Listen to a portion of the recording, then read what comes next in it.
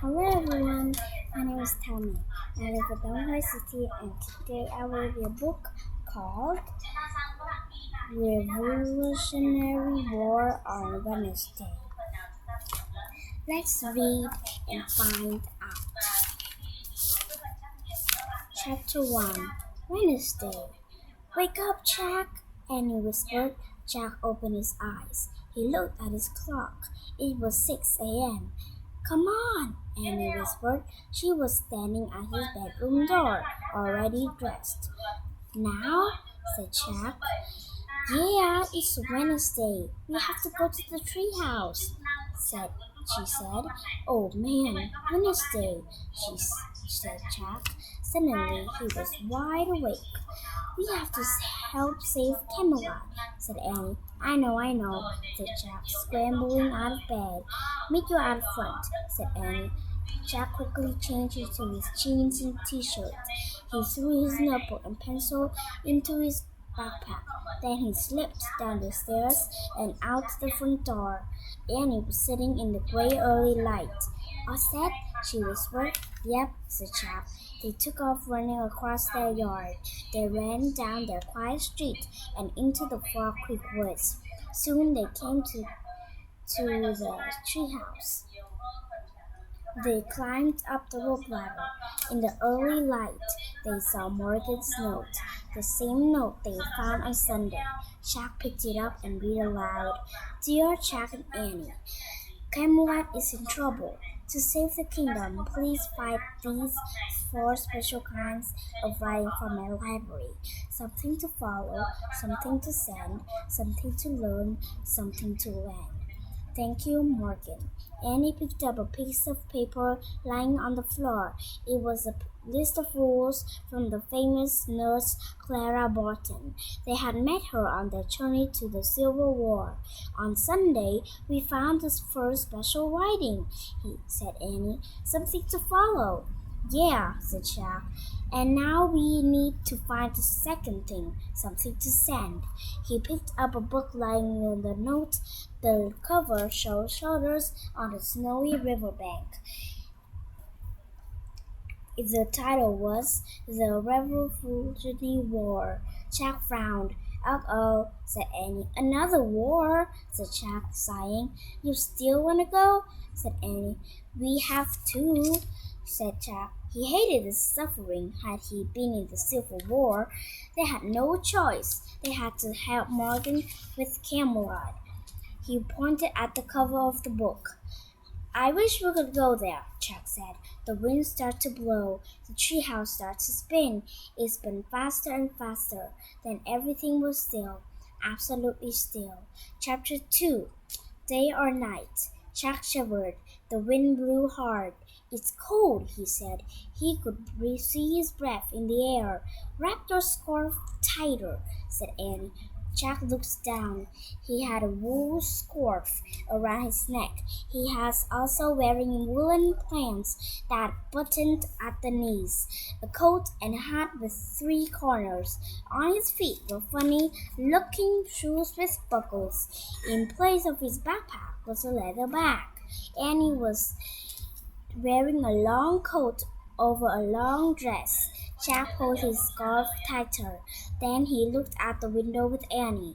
They landed in the trees near an icy river. The sky was gray and heavy with clouds. It's almost day or almost night. I can't tell, said Annie. Yeah, I hope it's almost day, said Jack. I wonder where we'll find something to send, said Annie. Jack shrugged. First we have to find the Revolutionary War, he said. He opened their research book. By the gray light, he read, over 200 years ago, the United States was made of 13 colonies ruled by Britain from 1775 until 1782. American patriots fight for independence from Britain. This was called the Revolutionary War. Jack took out his notebook. He wrote, American patriots fight for independence from Britain. Jack turned the page. There was a picture of soldiers in red uniforms. He read aloud. During the Revolutionary War, British soldiers wore red uniforms. For this reason, they were called redcoats. Jack wrote in his notebook, British redcoats. Wow, snow, said Annie. Jack looked up from his writing. Annie was holding her hand out the window. A few snowflakes blew into the treehouse. Not much yet, said Jack, but we better find the special writing soon. Well, stop reading and come on, said Annie. She buttoned up her coat and started down the ladder. Okay, said Jack. He picked the research book and his notebook into his bag. Then he followed Annie.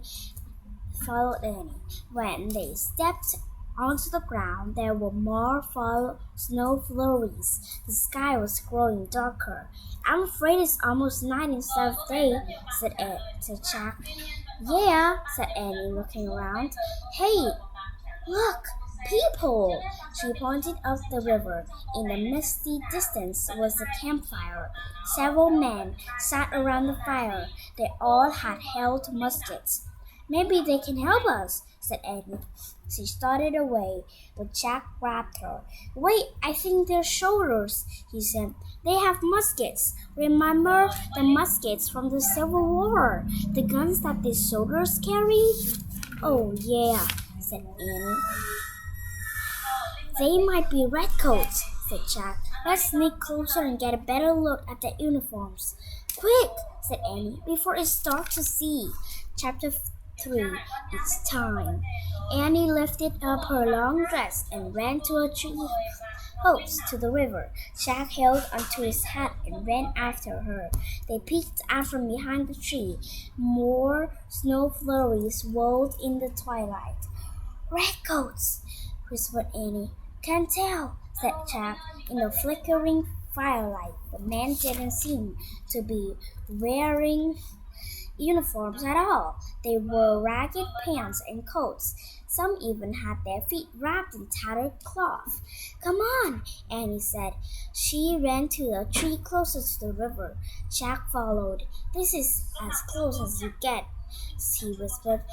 But we can't steal what they're wearing, said Annie. She crept forward and hid behind a squirrely bush. No closer, Jack whispered, but Annie took off again. She crouched behind a rock. It was only about 10 feet from the campfire. Oh, brother, she's way too close now, Jack thought, but he took a deep breath and ran to the rock. When he joined Annie, she looked at him and grinned. This is like hide and seek, she whispered. It's not a game, Annie, Jack whispered back. It's war. Be serious. I am serious, said Annie, her voice rising. Shh, said Jack. But it was too late. One of the men stood up and looked around. What's the matter, Captain? Another asked. I heard something, said the captain. He held up his musket. Jack stopped breathing. Who's there? The captain shouted. Jack looked at Annie. She shrugged. We are caught, she whispered. Who's there? Shh, the captain shouted again. Just two kids, Annie answered in a small voice. Come out and show yourselves, the captain said. Jack and Annie stood up from behind the rock. They both held up their hands. We come in peace, said Annie. In the shadowy twilight, the captain moved toward them. Who are you? He asked. We're Jack and Annie, said Annie. Why were you spying on us? He asked. We weren't spying, said Jack. We just wanted to know if you were redcoats or Patriots. Which would like to be, the shadow figure asked. Patriots, said Jack. We are Patriots, the captain said. Thank goodness, said Annie. The captain smiled. Where are you from? He asked. His voice had softened. We are visiting relatives nearby, Jack said. Frog Creek, Pennsylvania, said Annie at the same time. But that's amazing, the captain said. My farm is in Frog Creek. Where is your farm? Jack didn't know how to answer. It's near the Frog Creek woods, said Annie. All farms are near woods, the man said with a laugh. What? Just then, someone called from up the river. It's time, Captain. The captain turned to the other man near the campfire. It's time, he repeated. The soldiers quickly put out their fire. They stood with their muskets on their shoulders. Time for what, Captain? Annie asked. Time to meet up with the commander-in-chief, he said. Return to your family now so your mother and father won't worry about you. Yes, sir, said Jack. It is nice to see children, the captain said. I was just trying to write a letter to my own son and daughter. Didn't know what to say. Tell them that you miss them, said Annie. The man smiled. And I do, indeed, he said softly. Then he turned and headed up the river bank. He shoved his ragged man followed behind. Soon they all disappeared into the cold mist. Jack looked around. The wind was blowing harder. The snow was sticking to the ground. What now? He asked. More than anything, he wanted to go back home with the shoulders gone. The river bank felt lonely and scary. We still have to find something to send, said Annie. I know, said Jack. Maybe we just follow the captain and his men, said Annie. They might lead us to something. Jack wasn't sure that was a good idea, but he didn't have a better one. Okay, but let's try not to get caught this time, he said. He and Annie took off through the frozen twilight, following the snowy footprints of the American patriots. The captain and his men must be here somewhere, said Jack, looking around. Boats like giant canoes were tied near the river. Men were leading horses and loading cannons onto their boats. What are they doing? Said Annie. Jack pulled out the Revolutionary War book. He read in a whisper. On Wednesday, December 25, 1776. December 25? That's Christmas, said Annie. Today's Christmas. Cool, said Jack. He started reading again. On Wednesday, December 25, 1776, the Patriots were losing the war, ragged and weary. Many were ready to give up. Then something began to happen that would turn the war around. About 2,400 American patriots gathered on the west bank of the Delaware River in Pennsylvania. They prepared to cross the river to go on a secret mission. A secret mission? Oh man, said Jack. He started to pull out his notebook. Attention, troops! The commander-in-chief, the soldier shouted. Jack and Annie saw a man in a dark cape and three-cornered hat ride up on a white horse. The commander-in-chief loomed above the crowd of soldiers. His cape flapped in the wind. He sat calmly and with dignity on the back of his horse. Even at a distance, Jack thought the commander-in-chief looked familiar, very familiar, but he couldn't figure out why.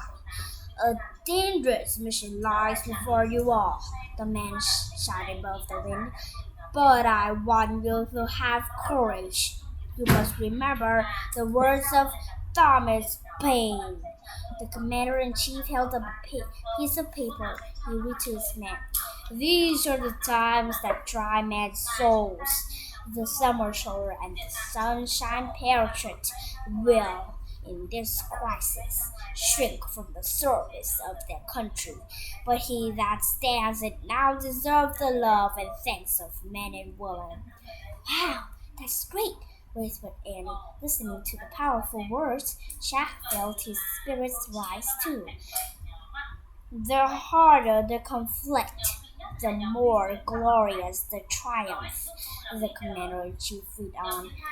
What we are beaten too cheap. We insisting too lightly its dearness, only that gives everything its value. There was a silence, as if everyone was thinking about the words the man had read. Then the soldiers started cheering and clapping. They didn't seem tired at any more. Now they seemed eager to set out on their mission. The commander-in-chief saluted his men. He steered his horse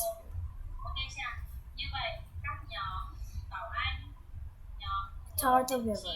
As the horse moved past them, Jack got a better look at the rider. He gasped. Of course, he thought. He's seen that face before. On dollar bills. Jack wrapped Annie's arm. I know who the commander-in-chief is, he exclaimed. He's George Washington.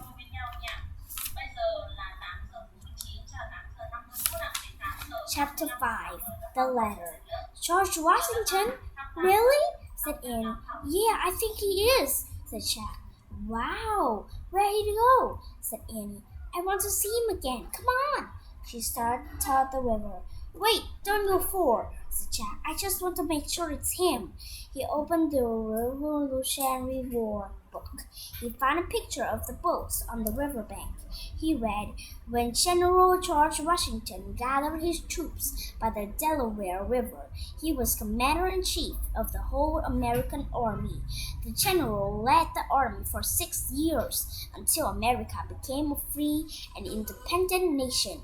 In 1789, he was elected the first president of the new United States. Oh man, it is him, said Jack. He pulled out his notebook and wrote, General George Washington helped America become independent. Why are you writing so much? Asked. Jack looked up. A bearded soldier was pointing at him.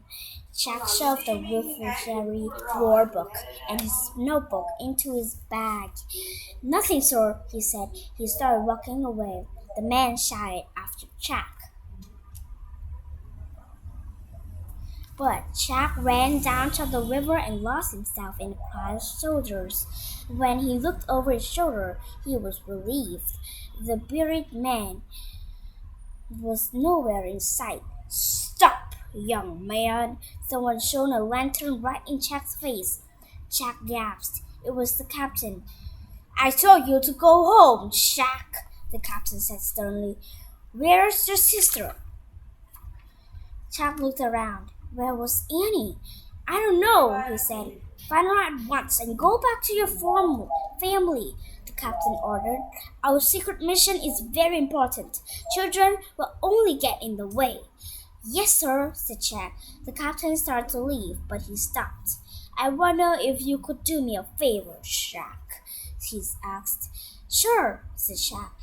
The captain pulled out his letter.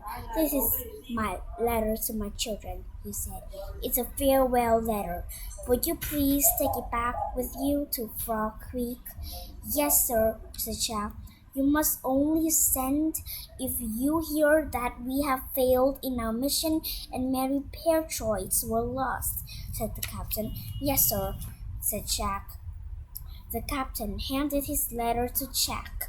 I copied the general speak for my children, the captain said. If anything bad happens to me, I hope those words will give them courage. The captain then turned and disappeared into the crowd. Good luck, Captain, Jack called. He hoped he would never have to send the letter to the man's children. Suddenly, Jack clutched the letter to his chest. Send, he whispered. His letter was the writing they'd been looking for, something to send. He and Annie could go home now. Their mission was over. Jack shoved the captain's letter into his bag. Now he just had to find Annie. As he looked around, he shivered. Where is she? He muttered. Jack started moving toward the crowd, looking for Annie. It was hard to see. The wind was blowing. Jack started to panic. Annie, he called, as he wove quickly in and out of the crowd. He kept calling for her. None of the soldiers noticed him. They were all too busy. Finally, Jack came to the river. Through the glam-lit mist, he saw soldiers waiting to get into the boats. Some had already climbed on board. Jack! Came a cry. Jack saw the figure of a small girl. She was sitting in the back of the biggest boat. No way, he whispered. Jack charged down into the boat. He stood at the edge of the water. What are you doing? Jack shouted. This is George Washington's boat, Annie said. It's our big chance to spend time with him. We might not get another one. Jack looked at the other end of the huge boat. Through the mist and falling snow, he saw the commander-in-chief talking to his crew. We can't go with him, said Jack. We'll get to the way of his excursion mission. Besides, we have something to send now. What? How? Said Annie. A letter. The captain gave me this letter to take back to Frog Creek, said Jack. We're only supposed to send it if something bad happens to the captain. We can go home now. Oh, can we take a little letter? Annie asked. Jack climbed into the boat to pull her out. No, come on, he said, taking her hand. Suddenly, the crew moved to the back of the boat. Suddenly, knew Jack and Annie. The men grabbed their oars and started pushing the boat away from the shore. We're taking off, said Annie. No, we have to get out, Annie said to the rowers, but the man was too harking to pay attention. They were using the oars to hack up the ice at the edge of the river. Excuse me, Jack said in a loud voice. Just then, the boat tilted forward. Jack nearly lost its balance. The boat broke through more ice. The rough waves sloshed against his sides. We have to go back, said Jack. Too late, said Annie. They were heading across the Delaware River. Chapter 6. Crossing the Delaware. The huge boat rocked in the water. Giant chunks of ice smashed against its sides. Thank a lot, Annie, Jack whispered. He shivered in the snowy cold. We're not supposed to go on their secret mission with them. It's okay, she whispered. Maybe we can help George Washington. Are you nuts? Jack whispered. We should be on our way home now. The boat hit a piece of ice. The boat bounced, then dipped into the river. Jack clung to the wooden side. He hoped they wouldn't be turned over. Nobody could surely survive in this icy water, he thought. It would be like sinking on the Titanic. The crew fought hard to keep the boat moving forward. They rowed past chunks of ice into a smoother part of the river. Light from oil lamps shone on the water, making the ice chunks behind them glow like huge glittering jewels. Jack looked back. Other boats were following them. They were filled with soldiers, horses, and cannons. Where exactly are we going? Annie asked. Jack shrugged.